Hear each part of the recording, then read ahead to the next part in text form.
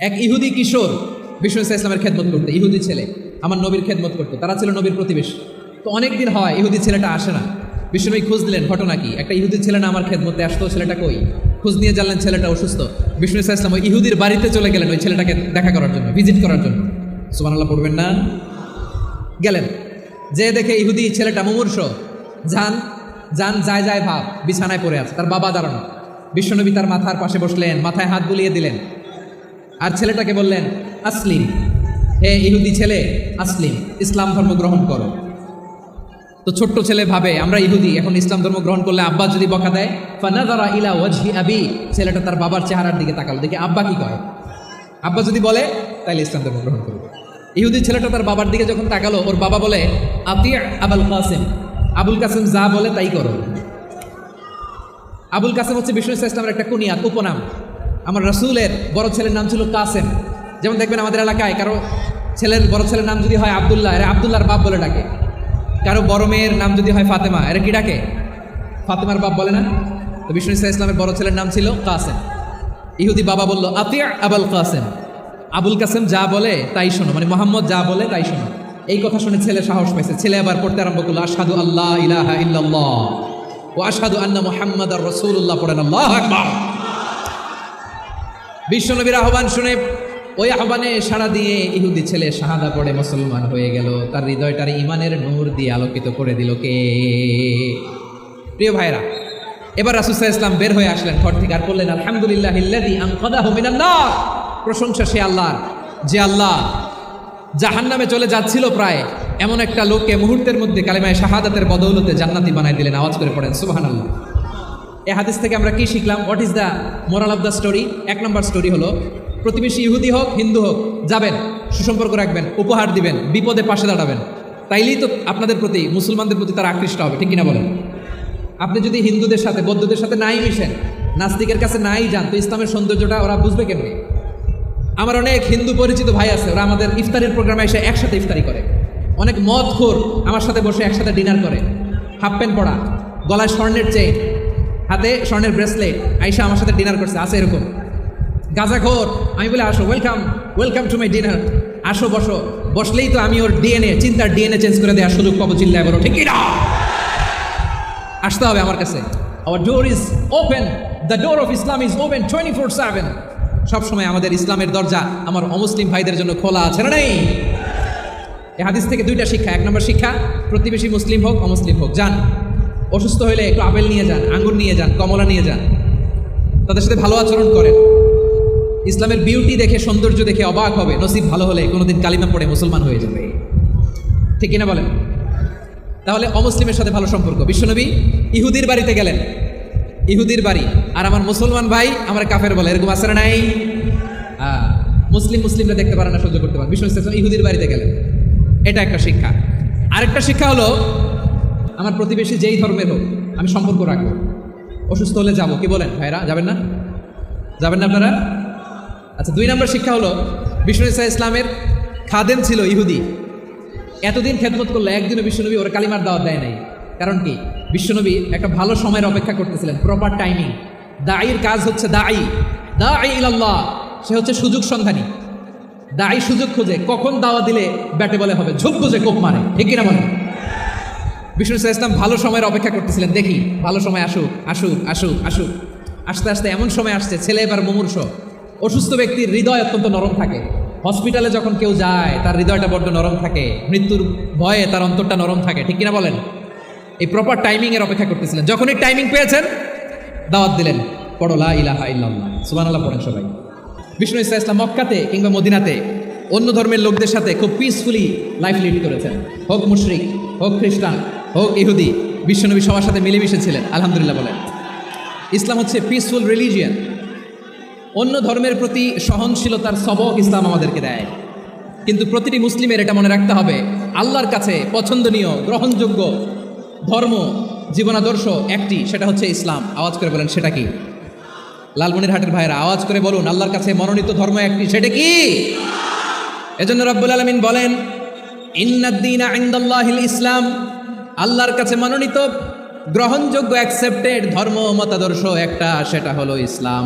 ইসলাম ছাড়া অন্য কোনো ধর্ম যদি কেউ তালাশ করে, তার ওই ধর্ম আল্লাহ গ্রহণ করবে না। ومن يبتغي غير الإسلام دينا فلن يقبل منه وهو في الآخرة من الخاسرين.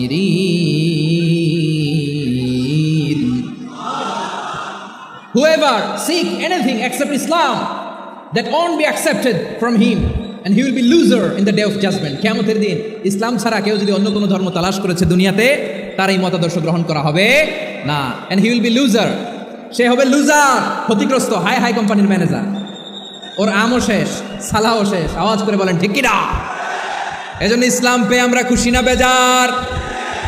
প্রত্যেক নামাজ শেষে আমরা আল্লাহরে বলি, আল্লাহ রাদিতু বিল্লাহি রাব্বা ওয়া বিল ইসলামি দীনা ওয়া বি মুহাম্মাদিন নাবিয়ান ওয়া রাসূলা। ও আল্লাহ, তোমারে রব হিসেবে পেয়ে আমরা খুশি। ও আল্লাহ, ইসলামকে ধর্ম হিসেবে পেয়ে আমরা খুশি। বিশ্বনবীকে আমাদের রাসূল পেয়ে আমরা খুশি। ঠিক কিনা বলেন? ইসলাম ছাড়া অন্য কোনো ধর্ম আমরা গ্রহণ করব না। ঠিক কিনা বলেন? আল্লাহর কাছে অ্যাকসেপ্টেড রিলিজিয়ান একটা, সেটা ইসলাম। তো বিশ্বনবী সাল্লাল্লাহু আলাইহি ওয়াসাল্লাম মক্কাতে কিংবা মদিনাতে খুব পিসফুলি এক্সিস্ট করেছেন, যে কোনো ধর্মের সাথে মিলেমিশে চলেছেন। তার প্রমাণ আমরা যদি রাসূল সাল্লাল্লাহু আলাইহি ওয়াসাল্লামের বায়োগ্রাফির দিকে তাকাই, তাহলে দেখব তিনি মুশরিকদের সাথে পিস ট্রিটি করেছেন, শান্তি চুক্তি, পিস ট্রিটি, পিস এগ্রিমেন্ট। আপনারা হুদাইবিয়ার সন্ধির নাম শুনেছেন? আমার লালমনিরহাটের কলিজার টুকরা ভাইয়েরা, হুদাইবিয়ার সন্ধির নাম আপনারা শোনেন নাই?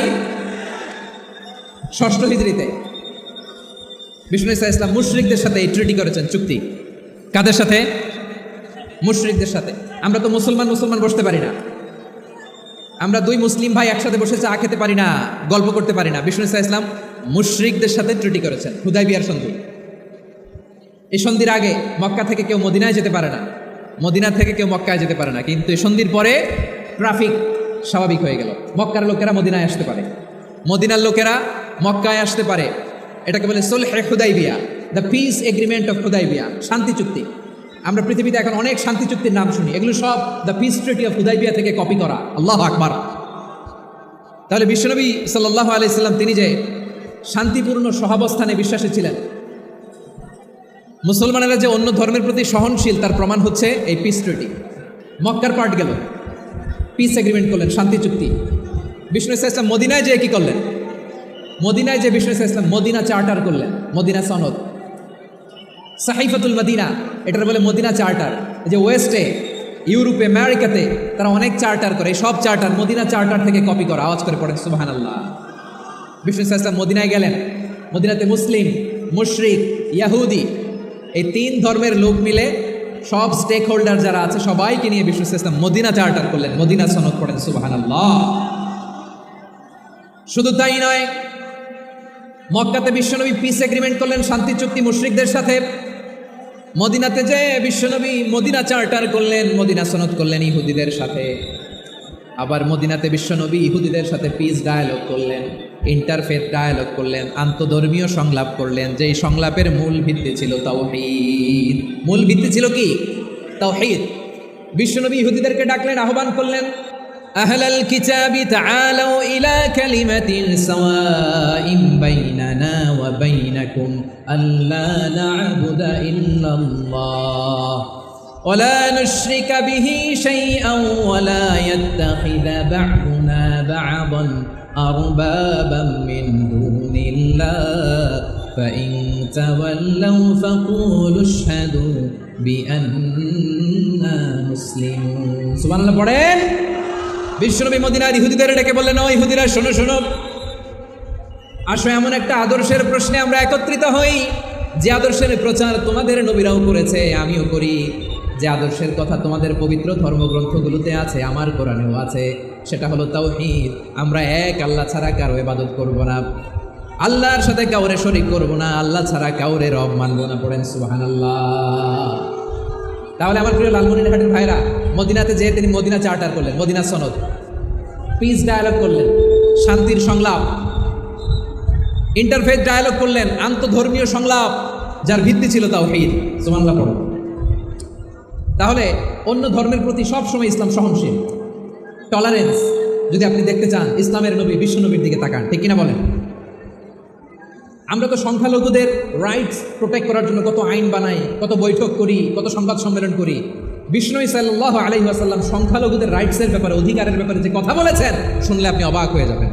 বিশ্বনবী বলেন, আলা মান যালামা মুআহাদান আও ইনতাকাসাহু আও কাল্লাফাহু ফাওকা তাআতিহি আও কাল্লাফাহু ফাওকা তাকাতিহি আও আখাযা মিনহু শাইআন বিগাইরি তিবি নাফসিন ওয়া আনা হাজিজুহু ইয়াউমাল কিয়ামা। খবরদার, জেনে রাখো, কেউ যদি কোনো সংখ্যালঘুর উপরে অত্যাচার করে, কোনো সংখ্যালঘুর প্রাপ্য থেকে যদি কেউ কাউকে ঠকায়, সংখ্যালঘুর উপর যদি কেউ কষ্ট দেয়, কোনো সংখ্যালঘুর সম্পদ যদি কেউ জোর করে কেড়ে নেয়, আমি কিয়ামতের দিন বিশ্বনবী ওই সংখ্যালঘুর পক্ষে আর ওই মুসলমানদের বিপক্ষে বাদী হয়ে দাঁড়াবো।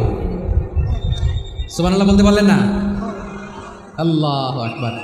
আপনি নামাজি, আপনি মুসল্লি, আপনি হাজী সাহেব, তাহাজ্জুদ পড়তে পড়তে কপালে দাগ ফেলে দিছেন, আপনার প্রতিবেশী হিন্দু, ভাবছেন আমার তো পাওয়ার আছে, ওর জমিটা দখল করি। বিশ্বনবী বলেন, কিয়ামতের দিন ওই হিন্দুর পক্ষে তোর বিরুদ্ধে আমি বাদী হয়ে দাঁড়াবো। পৃথিবীর কোন ধর্মে এরকম স্টেটমেন্ট পাবেন? পাবেন? আপনি ভাবছেন আপনি নামাজ পড়লে হাজী সাহেব কপালে দাগ ফেলাই দিলে আপনি সেলসেলায় জান্নাতে চলে যাবেন না? খবরদার। বিশ্বনবী বলেন, কোনো সংখ্যালঘুর উপর যদি কেউ আক্রমণ করে, তার প্রাপ্য তাকে না দিয়ে যদি তাকে ঠকায়, তার উপর জুলুম করে, তার সম্পদ যদি কেড়ে নেয়, আমি নবী, তুমি মুসলিম হইতে পারো, মুসল্লি হইতে পারো, তার পক্ষে তোমার বিপক্ষে আল্লাহর দরবারে বাদী হয়ে দাঁড়াবো। আচ্ছা, লালমনিরহাটের ভাইরা, কথা বুঝতে পারলে আওয়াজ করে উত্তর দেন। বিশ্বনবী যদি কারো বিপক্ষে দাঁড়ায় কিয়ামতের দিন, আই রিপিট, আমি আবারও বলছি, বিশ্বনবী যদি কিয়ামতের দিন কারো বিপক্ষে দাঁড়ায়, ও তো সেলসেলায়া জান্নাতি, তাই না? জান্নাতি না? যে নবীর সুপারিশ ছাড়া জান্নাতের গেটও দেখা যাবে না, ওই নবী যদি বলে তোর বিপক্ষে আমি বাদী হয়ে দাঁড়াবো, ওই জান্নাতে আর ঢোকার কোনো সুযোগ আমাদের থাকবে?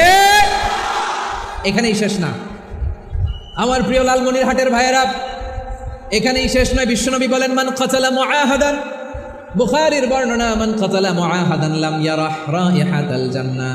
কেউ যদি, কোনো মুসলিম যদি অন্যায়ভাবে কোনো সংখ্যালঘুকে হত্যা করে, কোনো হিন্দুকে হত্যা করে, কোনো বৌদ্ধরে হত্যা করে, অন্যায়ভাবে কোনো মুসলিম যদি কোনো সংখ্যালঘুরে হত্যা করে, জান্নাতে যাওয়া তো দূরের কথা, ওই মুসলিম জান্নাতের ঘ্রাণও পাবে না।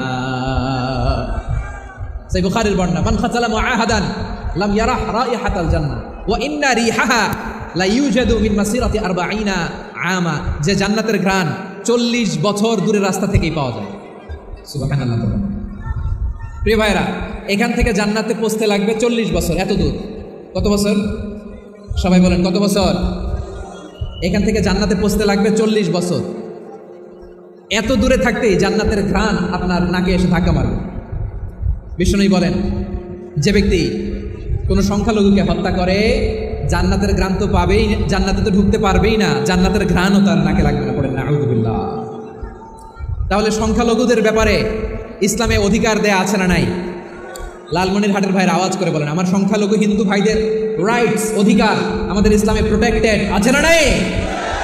এখানেই শেষ না। বিষ্ণু ইসলাম আপনার অমুসলিম প্রতিবেশীর সাথে ভালো আচরণ করতে বলেছে। আমাদের হয় না এটা মুসলিম পাড়া, ওটা বৌদ্ধ পাড়া, হয় না? অনেক সময় হয় না এটা আমাদের মুসলিম পাড়া, ওইটা হিন্দু পাড়া, এরকম আছে না নাই? লালমনিরহাটে নাই না? আছে? হিন্দু যদি আপনার প্রতিবেশী হয়, কি করবেন? ওর কষ্ট দিবেন নাকি? কেন? ও তো হিন্দু, ও তো আমার আল্লাহরে ডাকে না, ওর কষ্ট দিলে যায় যাবে না? খবরদার। বিষ্ণু ইসলাম বলেন, মান কানা ইউমিনু বিল্লাহ ওয়াল ইয়াউমিল আখির ফালিউকরিম জারাহ। যে আল্লাহ বিশ্বাস করে আর আখিরাতে বিশ্বাস করে, সেজন্য প্রতিবেশীর সাথে ভালো আচরণ করে। সুবহানাল্লাহ। কলিজা জুড়ায় যায় না আমার নবীর কথাগুলো শুনলে?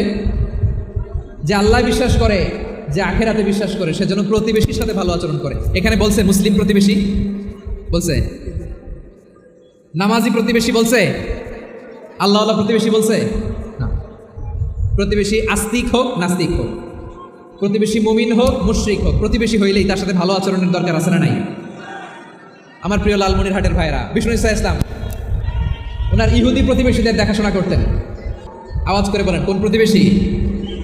ইহুদি। এক ইহুদি কিশোর বিষ্ণু ইসলামের খেদমত করতে, ইহুদি ছেলে আমার নবীর খেদমত করতো, তারা ছিল নবীর প্রতিবেশী। তো অনেকদিন হয় ইহুদি ছেলেটা আসে না। বিষ্ণুনবী খুঁজলেন, ঘটনা কি? একটা ইহুদি ছেলে না আমার খেদমতে আসতো, ছেলেটা কই? খোঁজ নিয়ে জানলেন ছেলেটা অসুস্থ।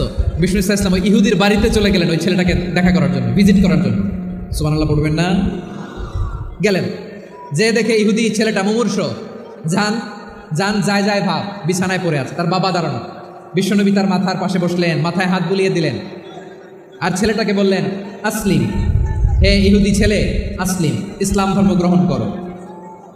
তো ছোট্ট ছেলে ভাবে আমরা ইহুদি, এখন ইসলাম ধর্ম গ্রহণ করলে আব্বা যদি বকা দেয়, ফানাযারা ইলা ওয়াজহি আবি, ছেলেটা তার বাবার চেহারার দিকে তাকালো, দেখি আব্বা কি কয়।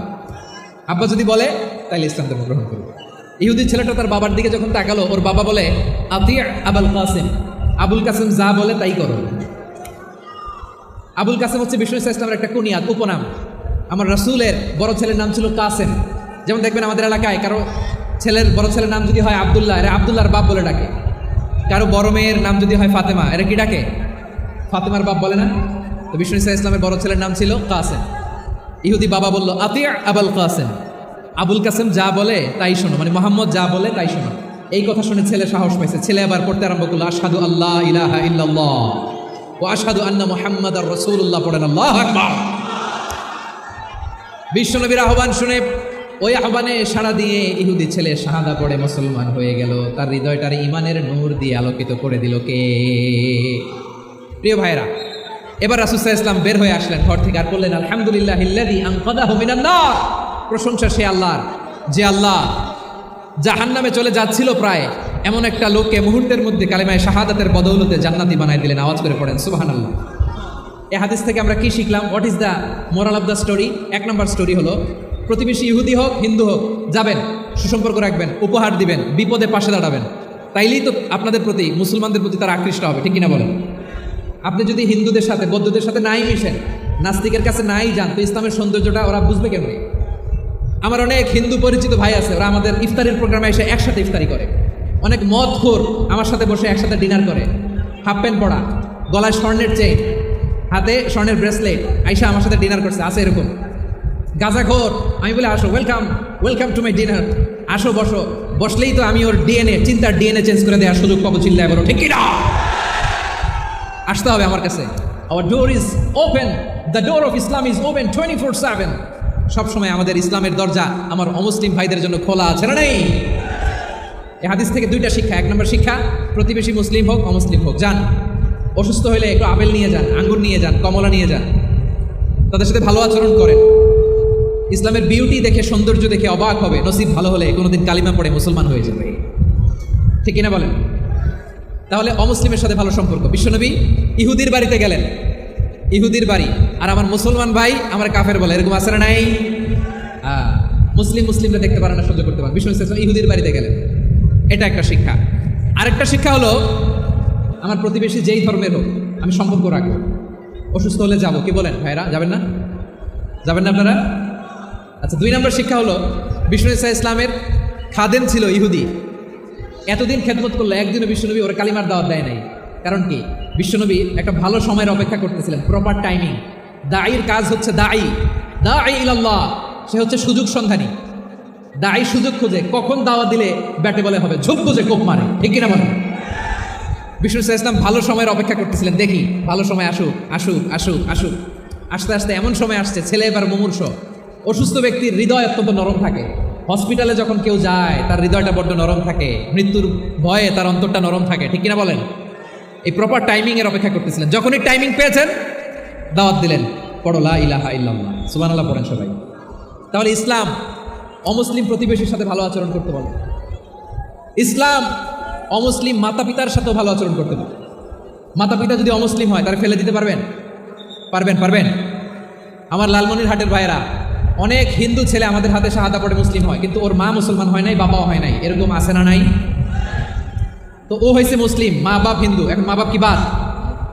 হ্যাঁ, মা বাপ বাদ দেওয়া যাবে? যেই মা আপনার 9 মাস 8 মাস পেটে ধারণ করলো, আপনার মায়ের নার ছেঁড়া ধন, আপনি ওই মারে বাদ দিতে পারবেন? যে মায়ের বুকের তাজা দুধ খেয়ে আপনি আজকে বাড়ন্ত তাজা তরতাজা, ওই মারে বাদ দেওয়া যাবে? মায়ের এক ধারে দুধের দাম, কাটিয়া গায়ের চাম, পাপুষ বানাইলে ঋণের শোধ হবে না, এমন দরদি ভাবে কেউ হবে না আমার মা গো।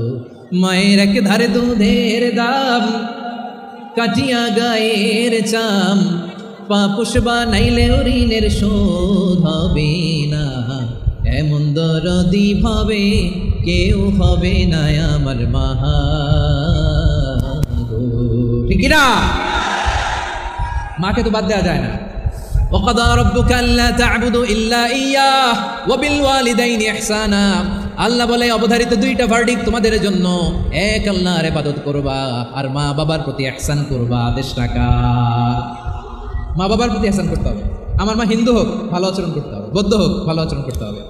আমার যে সমস্ত হিন্দু ভাইয়েরা মুসলিম হয়েছে, তোমাদের মা বাবা এখনো মুসলমান হয়নি, তাদের সাথে ভালো আচরণ করতে হবে। আপনাদের খেদমত নিজে করতে হবে অথবা খেদমতের ব্যবস্থা করাই দিতে হবে। মান্থলি যে খরচ লাগে এটা দিতে হবে। আরে তুমি এখন মুসলিম, তোমার মা বাবা হিন্দু, এখনই তো সুযোগ ইসলামের সৌন্দর্য দেখানো। এখন মা বাবা যদি দেখে আরে এটা হিন্দু থাকতে তো বদমাইশ ছিল, বেয়াদব ছিল, কি এমন ধর্ম সে গ্রহণ করলো যেটা গ্রহণের সাথে সাথে সে পাল্টে গেল? কি এমন ধর্ম সে গ্রহণ করেছে যেটা তার জীবনকে আলোকিত করে দিয়েছে? নসিব ভালো হলে তারাও কালিমা পড়ে মুসলমান হয়ে যাবে। বিষ্ণু ইসা ইসলামের স্ত্রীর নাম ছিল আয়েশা রাদিয়াল্লাহু তাআলা আনহা, আবু বকর রাদিয়াল্লাহু তাআলা আনহুর মেয়ে। আবু বকর রাদিয়াল্লাহু তাআলা আনহুর আরেক মেয়ের নাম হচ্ছে আসমা। কি নাম? দুজনই আবু বকর রাদিয়াল্লাহু তাআলা আনহুর মেয়ে, আসমা আর আয়েশা। নাম দুইটা কেমন লাগে? আসমা নামটা কেমন লাগে? আয়েশা নামটা কেমন লাগে? সবার ভালো লাগে নাই? নাম দুটো আপনাদের ভালো লাগে?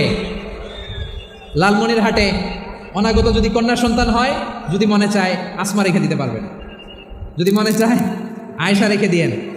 দেশে বিদেশে এয়ারপোর্টে রাস্তাঘাটে শুধু বলে হুজুর একটা নাম দেন, আমার ছেলের একটা নাম দেন, মেয়ের একটা নাম দেন। আমার মনে আছে যশোরের আবদিনের মাহফিলে আমি একটা দুটা নাম দিয়েছিলাম। আজকে লালমনির হাটের এই প্রোগ্রামে কন্যা সন্তান যদি হয় দুটা নাম দিলাম, আসমা কিংবা আয়েশা। ইনশাআল্লাহ পড়েন। দুজন বোন, এক মায়ের না, বাবা এক মা দুজন। আয়েশা রাদিয়াল্লাহু তাআলা আনহার মায়ের নাম উম্মে রুমান আর আসমা রাদিয়াল্লাহু তাআলা আনহার মায়ের নাম কুতাইলা বিনতে আব্দুল উজ্জা। আবু বকর রাদিয়াল্লাহু তাআলা আনহু 4টা বিয়ে করেছেন। তো একই ঘটনা ঘটেছে এই ফ্যামিলিতে। আসমা ইসলাম ধর্ম গ্রহণ করে মুসলিমা, কিন্তু তার মা কুতাইলা মুশরিকা। আই রিপিট, বোঝার জন্য আমি আবারও বলি, আসমা রাদিয়াল্লাহু তাআলা আনহা মুসলিমা আর আসমার মা কুতাইলা, আওয়াজ করে বুঝে থাকলে বলেন, আসমার মা মুশরিকা। তার মানে মেয়ে মুসলিম, মা অমুসলিম, ভেজাল আছে না নাই? কিন্তু কুতাইলা আর ধৈর্য ধারণ করতে পারে না। নার ছেড়া ধন, কলিজার টুকরা ধন, কলিজার টুকরা সন্তান। আসমারে দেখতে বড্ড মন চায়। সাইয়েদনা আসমা রাদিয়াল্লাহু তাআলা আনহা মক্কা থেকে হিজরত করে মদিনায় চলে গেলেন। হুদাইবিয়ার পর যখন মক্কা মদিনার ট্রাফিক স্বাভাবিক হলো, মক্কার লোক মদিনায় যায়, মদিনার লোক মক্কায় আসে। কুতাইলা কলিজার টুকরা সন্তান আসমারে দেখার জন্য কিছু উপহার নিয়ে বিশাল মরু পথ পাড়ি দিয়ে মক্কা থেকে মদিনায় যায়। সুবহানাল্লাহ বলেন। এখন মা আসছে মেয়ের সাথে দেখা করতে, মেয়ে তো আর দেখা দেয় না।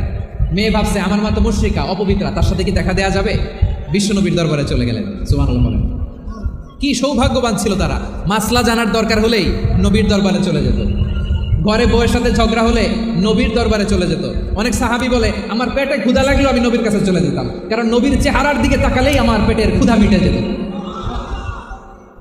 সাইয়েদনা আসমা রাদিয়াল্লাহু তাআলা আনহা বিশ্বনবীর কাছে চলে গেলেন, যে বললেন ইয়া রাসূলুল্লাহ ইয়া হাবিবাল্লাহ ইন্না উম্মি কাদিমাতুন ইলাইয়া ওয়া হিয়া রাগিবা। আমার মা মক্কা থেকে অনেক দূর মরুর পথ পাড়ি দিয়ে উপহার সামগ্রী নিয়ে মদিনায় আমার সাথে দেখা করতে এসেছে গো নবী। আমার জানতে বড্ড ইচ্ছে হয় আমি আমার মুশরিকা মায়ের সাথে একটু দেখা করতে পারবো কিনা। আফা আসিলুহা, আগে যেমনি আমি আমার মায়ের সাথে ভালো আচরণ করতাম, যেমনি আমি আমার মায়ের সাথে সদাচরণ করতাম গো নবী, এখন আমি মুসলিমা মা মুশরিকা, এখনো কি আগের মতো সদাচরণ করতে পারবো নাকি? বিশ্বনবী বললেন নাম সিলিহা, হ্যাঁ রে আসমা, অবশ্যই অবশ্যই, আগে ঠিক যেমন তুমি তোমার মায়ের সাথে ভালো আচরণ করতে এখনো তেমনি আগের মতো ভালো আচরণ করবা। আওয়াজ করে পড়েন সুবহানাল্লাহ। কি ইসলাম আমরা পেয়েছি!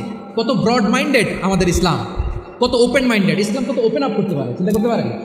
বিষ্ণু বললেন হ্যাঁ অবশ্যই, নাম সুলিহা, আগে যেমনি ভালো আচরণ করছো আসমা এখন ওইরকমই করো, পারলে আরো বাড়াই করো। সুবহানাল্লাহ বলেন।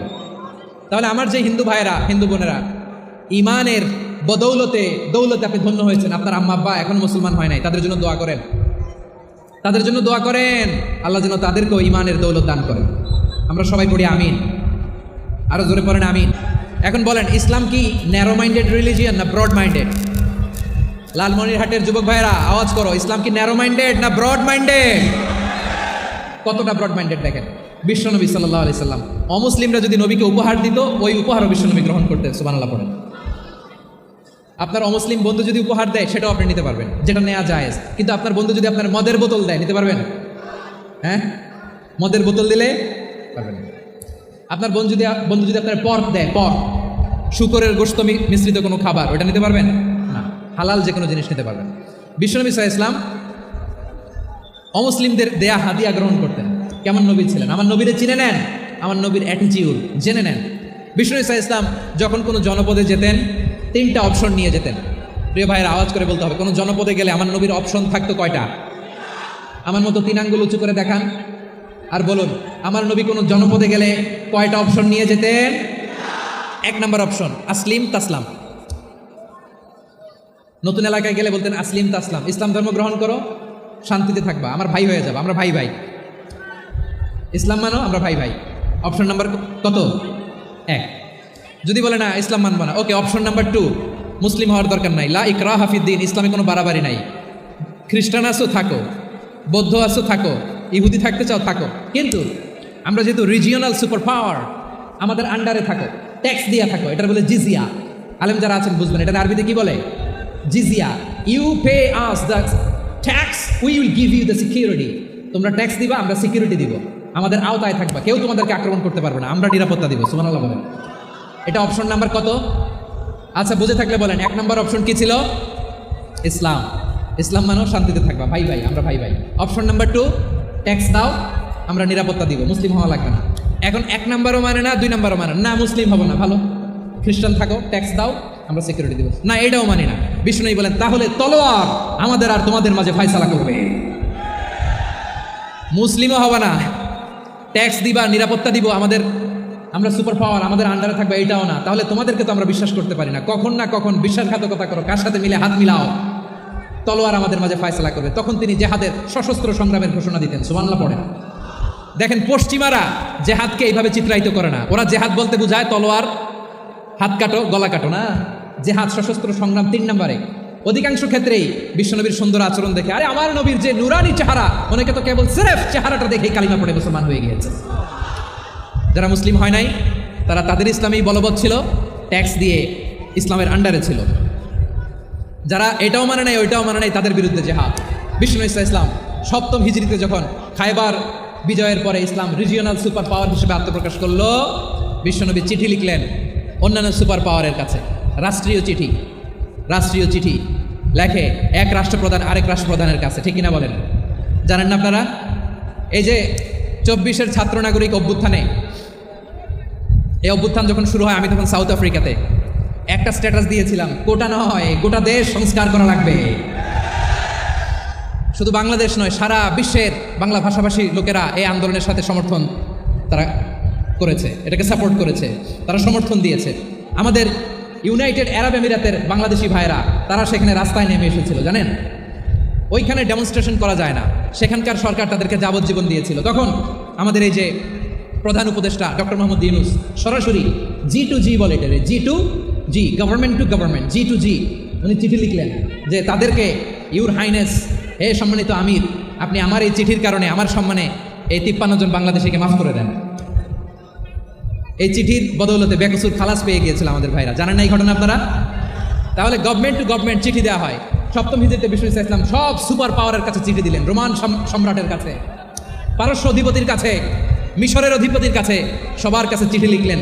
চিঠির ভাষা ছিল এরকম, মিন মুহাম্মাদিন রাসূলিল্লাহ ইলা মুকাউকিস আযীমিল কিবত, মুহাম্মদ রাসূলুল্লাহর পক্ষ থেকে মিশরের বাদশার কাছে, আসলিম তাসলাম, ইসলাম মানো, শান্তিতে থাকবা, সালামুন আলা মান ইত্তাবা আল হুদা, শান্তি তার জন্য যে হেদায়েতের অনুসরণ করে। সুবহানাল্লাহ পড়েন।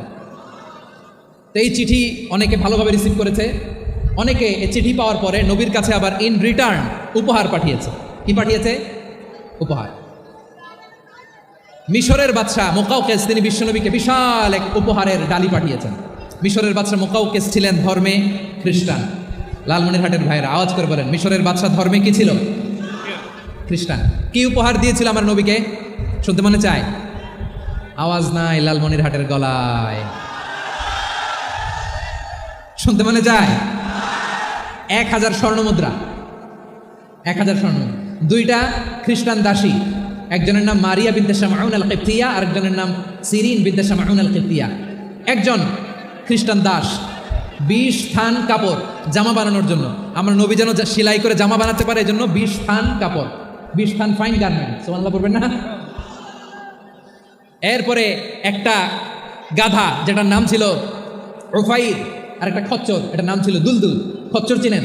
গাধা আর ঘোড়ার ক্রসিংয়ে যে প্রাণীটা দুনিয়াতে আসে সেটাকে খচ্চর বলে। তো এই যে সুপার পাওয়ার, খ্রিস্টান বাদশার কাছে নবী চিঠি লিখলেন, ওই খ্রিস্টান বাদশা আমার নবীকে উপহার দিল, বিশ্বনবী এই উপহারগুলো সানন্দে গ্রহণ করেছে। সুবহানাল্লাহ পড়বেন না? তাহলে অমুসলিম কেউ যদি আপনাকে উপহার দেয়, হালাল উপহার হলে আপনি গ্রহণ করতে পারবেন। অনুরূপভাবে পারস্যের বাদশা, রোম সম্রাট বিশ্বনবীকে উপহার পাঠিয়েছেন, আমার নবী সবগুলো উপহার গিফট গ্রহণ করেছেন। সুবহানাল্লাহ বলেন। তাহলে প্রিয় লালমনিরহাট, আওয়াজ করে বলুন, ইসলাম কি ন্যারো মাইন্ডেড রিলিজিয়ন না ব্রড মাইন্ডেড? আম্মাজান আয়েশার কাছে মাসালা জানতে চায় মেয়েরা, হে আম্মাজান, অগ্নি উপাসকেরা তাদের ঈদের দিন নওরোজের সময় আমাদেরকে পাখি দেয়, নেওয়া যাবে?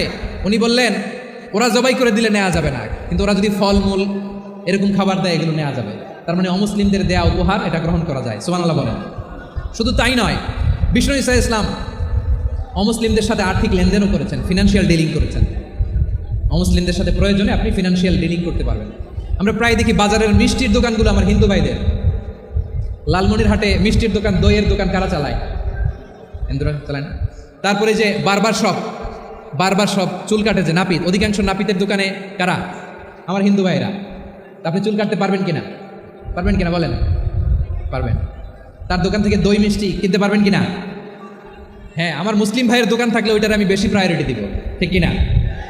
কিন্তু যদি তাদের সার্ভিস নিতে চান, প্রোডাক্ট নিতে চান, পারবেন। তার দলিল সহিহ বুখারী, আম্মা জান আয়েশা রাদিয়াল্লাহু তাআলা আনহা বলেন, ইশতারা রাসূলুল্লাহ সাল্লাল্লাহু আলাইহি ওয়াসাল্লাম মিন ইয়াহুদিন তুআমান ওয়া রাহানাহু দিরআহু মিন হাদিদ। রাসূল সাল্লাল্লাহু আলাইহি ওয়াসাল্লাম এক ইহুদির কাছ থেকে, কার কাছ থেকে? সবাই বলে নাই, কার কাছ থেকে? আমার নবী, পেয়ারা নবী এক ইহুদির কাছ থেকে জব কিনেছিল, জব, বার্লি, যেটা দিয়ে রুটি বানায়। ওই জবের দাম দেওয়ার টাকা পয়সা নবীর কাছে ছিল না, ফলে নবী ওনার একটা পোশাকে মর্গেজ রেখেছিলেন, মর্গেজ, বন্ধক, যে এখন এটার দাম দিতে পারবো না, কয়েক কেজি বার্লি নিয়ে যাই আর বন্ধক হিসেবে আমার জামাটা রেখে গেলাম, যেদিন দাম দিব ওই দিন জামাটা ছুটাই নিয়ে যাব। সুবহানাল্লাহ পড়বেন না? বাকিতে নিয়েছিলেন, বাকিতে। দিরআহু মিন হাদিদ, লোহার তৈরি বর্ম, মানে যুদ্ধের পোশাক, লোহা দিয়ে বানানো। বিষ্ণুনবী বললেন, কয়েক কেজি জব দাও, টাকাটা পরে দিব, এখন টাকা নাই, বন্ধক হিসেবে, মর্গেজ হিসেবে আমার জামা রেখে গেলাম, যখন টাকা দিব জামা ছুটাই নিব। আওয়াজ করে বলতে হবে সুবহানাল্লাহ। এ থেকে বোঝা গেল অমুসলিমদের সাথে ফিনান্সিয়াল ডিলিং করা যায়, অর্থনৈতিক লেনদেন করা যায়, কেনাবেচা করা যায়, প্রোডাক্ট কেনা যায়। এমনকি আমাদের মসজিদে নববীতে বারান্দায় আপনারা একটা অটোমেটিক ফ্লাইং আমব্রেলা দেখছেন? সূর্য যখন বাড়ে মসজিদে নববীর বারান্দায় ইয়ার্ডের মধ্যে অটোমেটিক্যালি কিছু আমব্রেলা আছে, শাঁ করে খুলে যায়, আর সূর্যের তাপ লাগে না। আবার সন্ধ্যাবেলায় এই আমব্রেলাগুলো ওরা ক্লোজ করে ফেলে, দেখেন নাই না? দেখছেন? এই মসজিদে নববীকে সর্বোচ্চ উন্নত মানের কনস্ট্রাকশন ইনফ্রাস্ট্রাকচারে ডেভেলপ করার জন্য কর্তৃপক্ষ কিছু অমুসলিম ইঞ্জিনিয়ারের, ডিজাইনারের সহায়তা নিয়েছিল। সুবহানাল্লাহ বলেন। কোন দলিলের ভিত্তিতে? এই দলিলের ভিত্তিতে যে বিষ্ণু ঈসা ইসলাম অমুসলিমদের সাথেও লেনদেন করেছেন। আওয়াজ করে বলতে হবে আল্লাহু আকবার। শুধু তাই নয়, ইন কেস অফ ইমার্জেন্সি, প্রয়োজনে ইসলামের খাতিরে, ইসলামকে সামনের দিকে এগিয়ে নিয়ে যাওয়ার জন্য অমুসলিমদের সাপোর্ট নেওয়া জায়েজ আছে। সুবহানাল্লাহ বলেন। অমুসলিমদের সাপোর্ট নেয়া, তাদের থেকে অর্থ নেয়া, পলিটিক্যাল সাপোর্ট, পলিটিক্যাল অ্যাসাইলাম নেওয়া জায়েজ আছে। আমাদের অনেক বিশ্ববরেণ্য দায়ীরা আমেরিকায় অস্থায়ীভাবে অ্যাসাইলাম নিয়ে থাকে, নিজের দেশে গেলে ফাঁসিতে ঝুলাই দিবে। যুগ যুগ ধরে দায়ীদের উপরে এরকম অত্যাচার আর নির্যাতন আছে না নাই? মিশরের অনেক দায়ীরা পাশ্চাত্যে যেয়ে থাকে, এই যে তারা পলিটিক্যাল অ্যাসাইলাম নিয়ে থাকে, রাজনৈতিক আশ্রয়, এটা জায়েজ আছে না? এটা যে জায়েজ আছে তার প্রমাণ স্বয়ং বিশ্বনবী সাল্লাল্লাহু আলাইহি ওয়াসাল্লাম পলিটিক্যাল সাপোর্ট নিয়েছিলেন অমুসলিমদের কাছ থেকে। সুবহানাল্লাহ বলেন। খুব মজাদার একটা ঘটনা, শুনবেন? আপনাদের আগ্রহ দেখে তো মনে হয় না শোনার ইচ্ছা আছে? আছে? আছে? গলায় জোর আছে? লিল্লাহি তাকবীর, লিল্লাহি তাকবীর, নারে তাকবীর। মাশাআল্লাহ। আমার ভাইরা, বিশ্বনবীর বয়স তখন প্রায় 51 বছর। কত বছর? বিশ্বনবীর সবচেয়ে কাছের মানুষ খাদিজা রাদিয়াল্লাহু তাআলা আনহা ইন্তেকাল করেছেন। বিশ্বনবী বড্ড কষ্ট পেলেন, হৃদয়টা ভেঙে খান খান। যিনি ঘরের ভেতরে বিশ্বনবীকে সান্ত্বনা দিতেন, ভালোবাসা দিতেন। বাইরে গেলে কোরাইশরা বকাঝকা করে, অত্যাচার করে, কিন্তু আম্মাজান খাদিজা রাদিয়াল্লাহু তাআলা আনহা ঘরটারে এমন শান্তির নীড় বানায় রেখেছেন, এই ঘরের ভিতরে ঢুকলে বিশ্বনবীর কলিজাটা ঠান্ডা হয়ে যেত। এজন্য রব্বুল আলামিন বলেন, খাদিজা, ও আমার বান্দি খাদিজা, জান্নাতে এমন স্পেশাল একটা ঘর আমি তোমার জন্য রেডি করে রেখেছি। ওই ঘরের মধ্যে কোনো আওয়াজ নাই, ওই ঘরের মধ্যে কোনো নয়েজ নাই, ওই ঘরে কোনো বিশৃঙ্খলা নাই। কারণ মক্কার জমিনে আমার নবী কোরাইশদের বিশৃঙ্খলা, নয়েজ আর ঝামেলাগুলোকে উপেক্ষা করে যখন তোমার ঘরের ভিতরে ঢুকতো, ঘরটারে তুমি শান্তির নীড়, ঠান্ডা, নীরব, নিস্তব্ধ, নিঝুম আর শান্তির নীড় বানিয়ে রেখেছ। এজন্য জান্নাতে স্পেশাল একটা শান্তির নীড় আমি তোমারে উপহার দেব। ওই প্রিয়তমা স্ত্রী খাদিজা ইন্তেকাল করলেন, বিশ্বনবীর হৃদয় ভেঙে খান খান।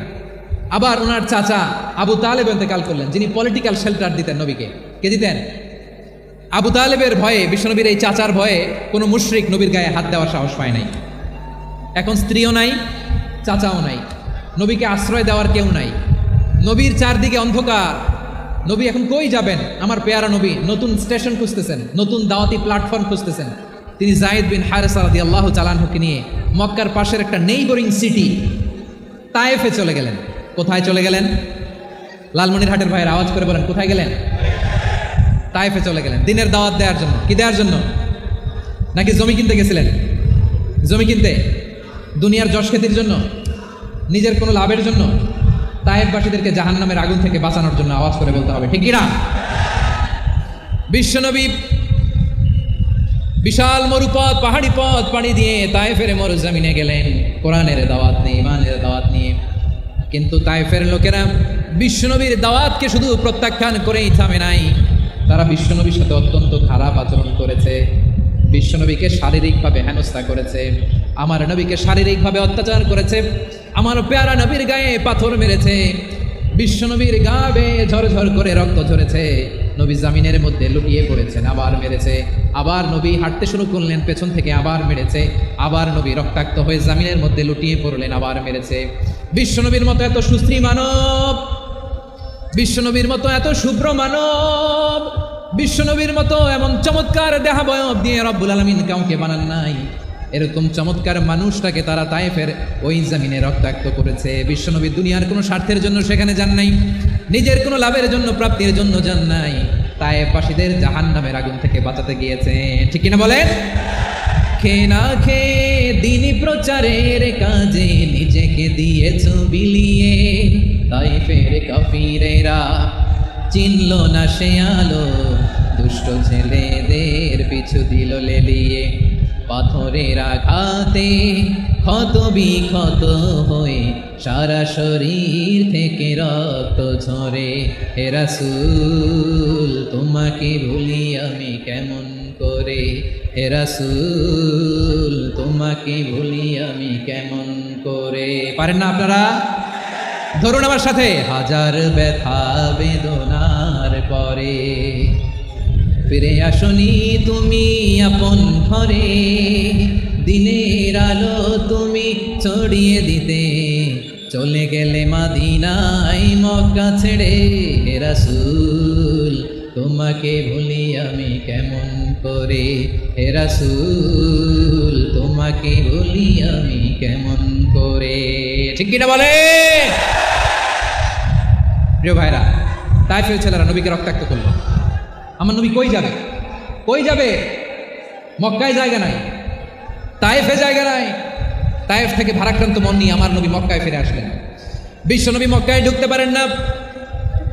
মক্কার মরুভূমির দিকে তাকিয়ে, উপত্যকার দিকে তাকিয়ে বিশ্বনবী ধা ধা করে কাঁদেন, ঝরঝর করে। নবীর চেহারা মোবারক থেকে চোখের পানিগুলো বেয়ে বেয়ে পড়ে।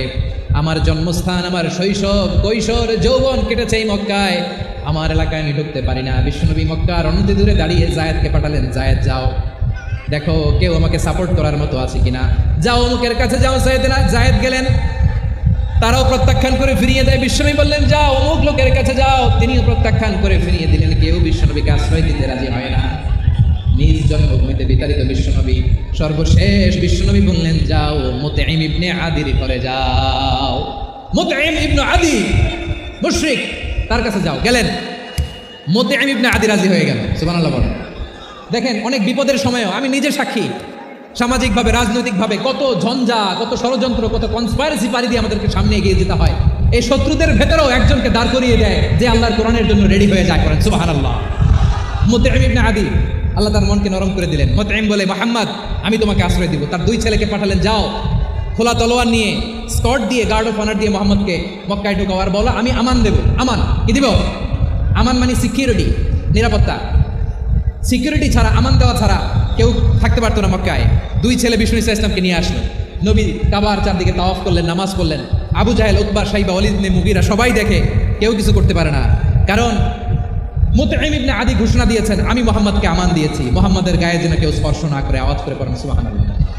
নবীর এই বিপদকালে মুহূর্তে মুতঈমের হৃদয়টারে নরম করে দিল কে? আচ্ছা, লালমনিরহাটের ভাইরা বলেন, এই মুতঈম কি মুসলিম ছিল না মুশরিক?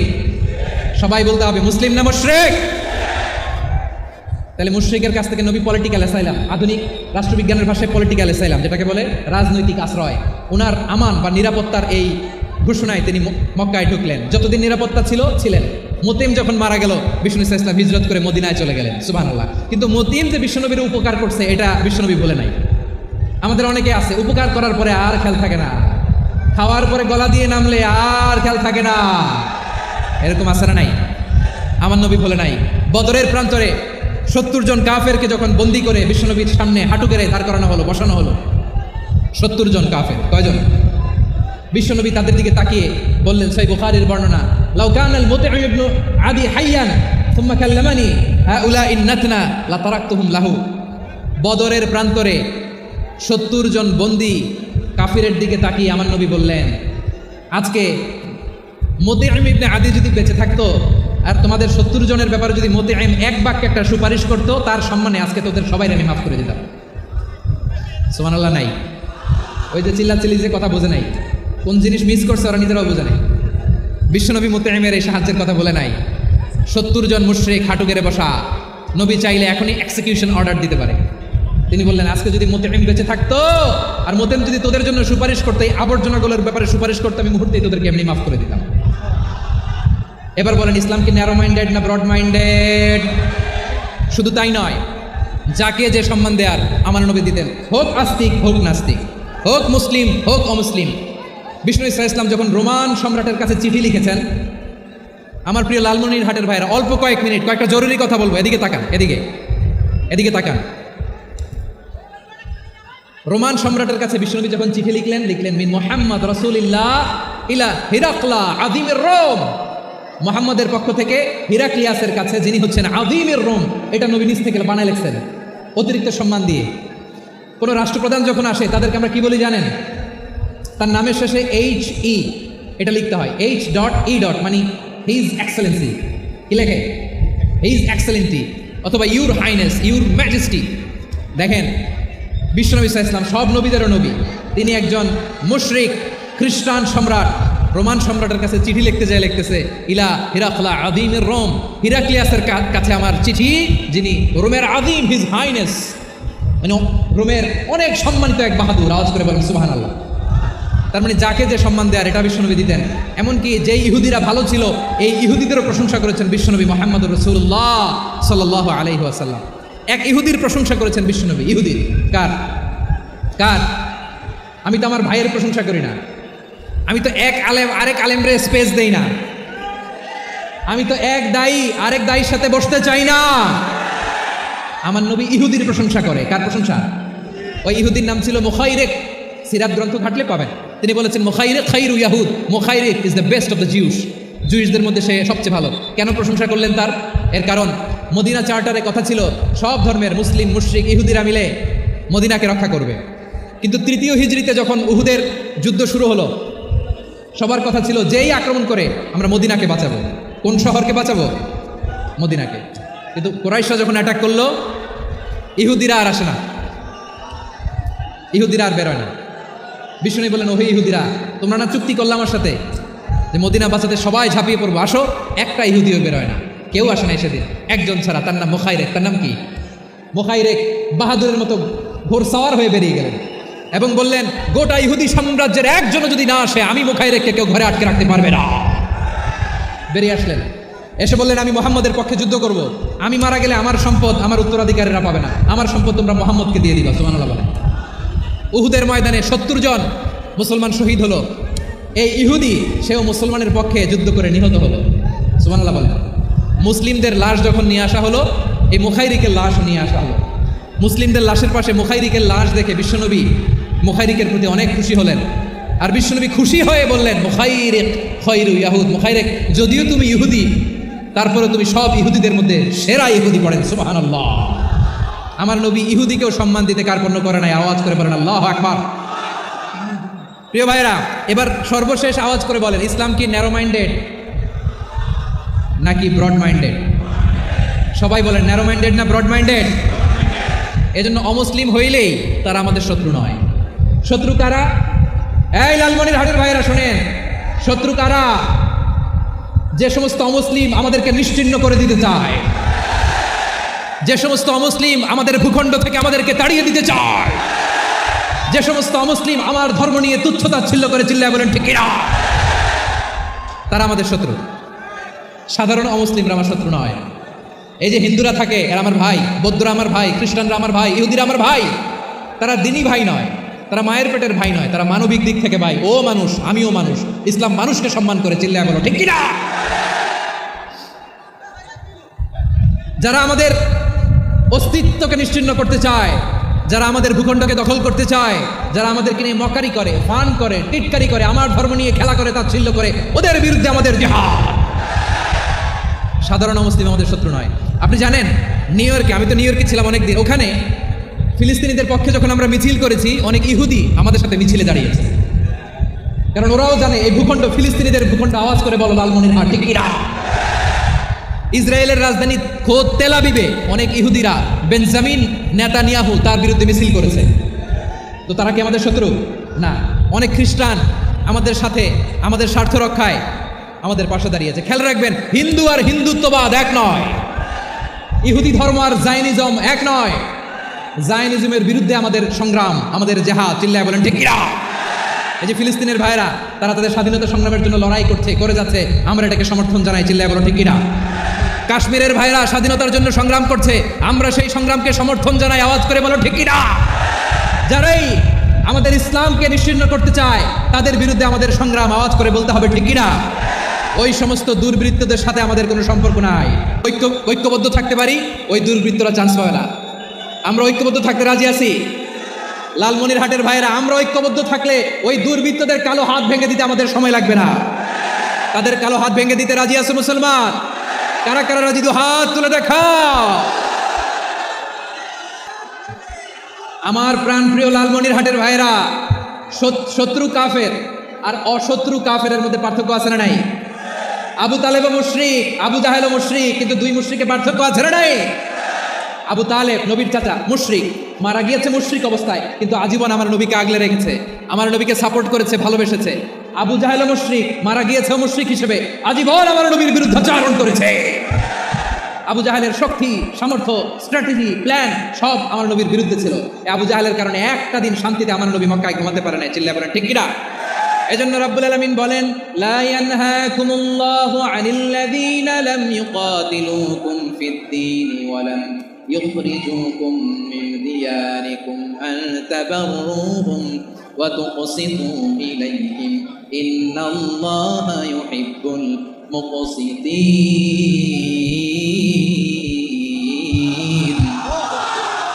আল্লাহ বলে, গোলামেরা শোনো শোনো, যে সমস্ত অমুসলিম তোমাদের সাথে ধর্মযুদ্ধে লিপ্ত হয় না, তোমাদের বিরুদ্ধে যে সমস্ত অমুসলিম অস্ত্র ধরে না, যে সমস্ত অমুসলিম তোমাদেরকে তোমাদের জন্মস্থান থেকে, ভূখণ্ড থেকে তাড়িয়ে দেয় না, তাদের সাথে ভালো আচরণ করতে আমি আল্লাহ নিষেধ করি নাই। তাদের সাথে সদাচরণে কোনো নিষেধাজ্ঞা নাই, বরং তাদের সাথে সদাচরণ করো, এটাই আমি আল্লাহ চাই। তাহলে আমার যে অমুসলিমরা আমাদের সাথে শত্রুতা করে না, তুচ্ছতাচ্ছিল্য করে না, আমাদের ভূমি থেকে আমাদেরকে উচ্ছেদ করতে চায় না, আমাদের বিরুদ্ধে অস্ত্র ধরে না, ওই অমুসলিম ভাইদের সাথে আমাদের কোনো দ্বন্দ্ব আছে? কোনো বিরোধ আছে? বরং আছে ভালোবাসা। বরং আছে কি? এই ভালোবাসা দিয়ে আমরা বিশ্ব জয় করবো। রাজি আছে মুসলমান? আমাদের পুঁজি ভালোবাসা। আমাদের পুঁজি কি? এবার আওয়াজ করে বলেন, আমার এই পুরো আলোচনা থেকে the religious coexistence, peaceful coexistence, শান্তিপূর্ণ সহাবস্থা, কমিউনাল হারমোনি, এই সাম্প্রদায়িক সম্প্রীতি, এই আলোচনা থেকে কি বুঝলেন? ইসলাম কি ন্যারো মাইন্ডেড না ব্রড মাইন্ডেড? এই ব্রড মাইন্ডেড হৃদয় নিয়ে ভালোবাসা দিয়ে আমরা বিশ্ব জয় করতে চাই। রাজি আছেন? আল্লাহ কবুল করুক, আমরা সবাই পড়ি আমিন। লালমনিরহাটের জেলা স্টেডিয়ামে আমার প্রিয় মায়েরা বোনেরা, আপনাদের জন্য একটা হাদিস বলে শেষ করবো। বিশ্বনবী বলেন, আমার মায়েরা খেয়াল করে শুনুন, বিশ্বনবী আপনাদের উদ্দেশ্য করে বলেন, আল মারআতু ইযা সাল্লাত খামসাহা ওয়া সামাত শাহরাহা হাফিজাত ফুরুজাহা আতাআত বা'লাহা ফালতাদখুল মিন আইয়ি আবওয়াবিল জান্নাতি শাআত। বিশ্বনবী বলেন, ও রমণীরা, ও নারীরা, যে সমস্ত নারী এই 4টা কাজ করবে, এই 4টা কাজের গ্যারান্টি দিবে, তাদেরকে জান্নাতের 8টা দরজার গ্যারান্টি দেয়া হবে। কি 4টা কাজ? 1 নম্বর, আল মারআতু ইযা সাল্লাত খামসাহা, যে নারী 5 ওয়াক্ত নামাজ পড়ে। কি করে? জেলা স্টেডিয়ামে অবস্থানরত আমার নারীরা বোনেরা, বিশ্বনবী আপনাদেরকে 4টা কাজের কথা বলেছেন, খুব বেশি না। 4টা করলে 8 জান্নাতের দরজা সব খোলা। কোনটা দিয়ে যাবে? যেটা দিয়ে মনে চায়। 1 নম্বর 5 ওয়াক্ত নামাজ। আমার বোনেরা জোহরের নামাজ পড়তে পড়তে এটা আসরে নিয়ে যায়, আসর পড়তে পড়তে এটা মাগরিবে নিয়ে যায়। এরকম আসরা নাই? লালমনিরহাটে হয়তো নাই। আমার বোনেরা এটা করবেন না। ইন্নাস সালাতা কানাত আলাল মুমিনিনা কিতাবাম মাওকুতা, সময় মতো করবেন। সামাত শাহরা, রমাদানের রোজাগুলো রাখবেন। হাফিজাত ফুরুজাহা, যে নারী তার চরিত্রকে হেফাজত করে, তার প্রাইভেট হেফাজত করে, তার লজ্জাস্থান হেফাজত করে। ও মায়েরা, আপনার এই গর্ভ যে কত দামি আপনি জানেন না। আপনার এই গর্ভ থেকে জন্মাবে আগামী সালাহুদ্দিন আল আইয়ুবী। আপনার গর্ভ থেকেই জন্মাবে ইমাম আল মাহদি আল মুনতাযর। আপনার পেট থেকে জন্মাবে আবু সাইদের মতো বীর সৈনিক। আপনার পেট থেকে জন্মাবে মুগ্ধের মতো বীর মুজাহিদ। আপনি জানেন না কে আসবে আপনার পেট থেকে। সময়টাকে কাজে লাগান, ইসলামকে বুঝেন, মানেন, আমাদের ইসলামিক লেকচারগুলো শোনেন। আমরা যে বার্তাগুলো, ইনস্ট্রাকশনগুলো, দিক নির্দেশনাগুলো আপনাদের খেদমতে রাখি, এগুলো মেনে চলুন। আপনিই পারেন আপনার ঘরটাকে জান্নাতের টুকরা বানাতে। একটা family, it's a very big institution and you are the MD, the managing director of this institution. চিল্লায় বলেন ঠিক কিনা? চাইলেই পারেন ঘরটারে জান্নাতের টুকরা বানাতে। 5 ওয়াক্ত সালাত, রমাদানের রোজা, নিজের চরিত্রের হেফাজত, ও আতাআত বা'লাহা, স্বামীর আনুগত্য।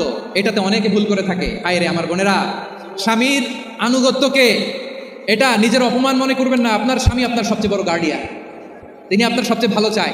নারী কখনো গার্ডিয়ানশিপের বাইরে থাকতে পারে না। হয় আপনি বাবার গার্ডিয়ানশিপের ভেতরে, বা আপনার থাকলে ভাই আপনার গার্ডিয়ান, ভাই না থাকলে চাচা গার্ডিয়ান, বিয়ের পরে আপনার স্বামী আপনার গার্ডিয়ান। শরিয়া সম্মত স্বামীর আদেশগুলো আপনি মেনে চলবেন, কিন্তু শরিয়া বিরুদ্ধ কোনো আদেশ মানতে আপনি বাধ্য নয়। আওয়াজ করে বলুন সবাই ঠিক কিনা? এই 4টা কাজ যদি কোনো নারী করে, বিশ্বনবী বলেন জান্নাতের 8টা দরজা খোলা। তোমার যেটা দিয়ে মনে চায় সেটা দিয়ে জান্নাতে তুমি এন্ট্রি নিতে পারবা। আমরা এখানে লালমনিরহাটের সোহরাওয়ার্দী ময়দানে আজকে যেমন একত্রিত হতে পারলাম, আল্লাহর জান্নাতেও যেন একত্রিত হতে পারে। আল্লাহ তুমি তৌফিক দান করো। আল্লাহ আমার এই কলিজার টুকরা যুবক ভাইদেরকে তুমি উমরে ফারুকের মতো কবুল করো। জেলা স্টেডিয়ামে অবস্থানরত আমার মা বোনদেরকে তুমি ফাতেমার মতো, খাদিজার মতো কবুল করো। আমাদের কলিজার টুকরা সন্তানদেরকে তুমি সালাউদ্দিন আল আইয়ুবীর মতো কবুল করো। এই যে ইসলামিক সোসাইটি লালমনিরহাটকে আল্লাহ তুমি কবুল করো। আল্লাহ যে কথাগুলো বললাম এগুলো প্রথমে আমাকে, আমার সব ভাইদেরকে আমল করার তৌফিক দান করো। রব্বানা যালামনা আনফুসানা ওয়া ইন লাম তাগফির লানা ওয়া তারহামনা লানাকুনান্না মিনাল খাসিরিন। ربنا آتنا في الدنيا حسنة وفي الآخرة حسنة وقنا عذاب النار। رب العالمين আরশের মালিক, লক্ষ লক্ষ তাওহীদি জনতা দুনিয়ার কোনো কিছুর আশায় নয়, দুনিয়ার কোনো কিছুর জন্য নয়, তোমার কোরআনের প্রেমে, ইসলামের প্রেমে হাজির হয়েছে। আল্লাহ আমার ভাইদেরকে কবুল আর মঞ্জুর করে দাও। ইসলামের জন্য এই গণজোয়ার, এই উচ্ছ্বাস, এই এনার্জি শক্তিগুলোকে আগামীর ইসলামের জন্য কবুল আর মঞ্জুর করে নাও। গাড়িতে করে, হুন্ডায় চড়ে, সাইকেল দিয়ে, রেল লাইন দিয়ে, রেলে চড়ে চড়ে লক্ষ লক্ষ ভাইরা বিভিন্ন জেলা থেকে আজকের এই ঐতিহাসিক লালমনিরহাটের প্রোগ্রামে যারা জয়েন করলো, নিরাপদে তুমি আবার তাদেরকে গন্তব্যে পৌঁছে দিও। রব্বানা তাকাব্বাল মিন্না ইন্নাকা আনতাস সামিউল আলিম ওয়া তুব আলাইনা ইয়া মাওলানা ইন্নাকা আনতাত তাওয়াবুর রহিম। সুবহানা রাব্বিকা রাব্বিল ইজ্জাতি আম্মা ইয়াসিফুন ওয়া সালামুন আলাল মুরসালিন والحمد لله رب العالمين واجعل آخر كلامنا عند الموت لا إله إلا الله محمد رسول الله صلى الله عليه وسلم.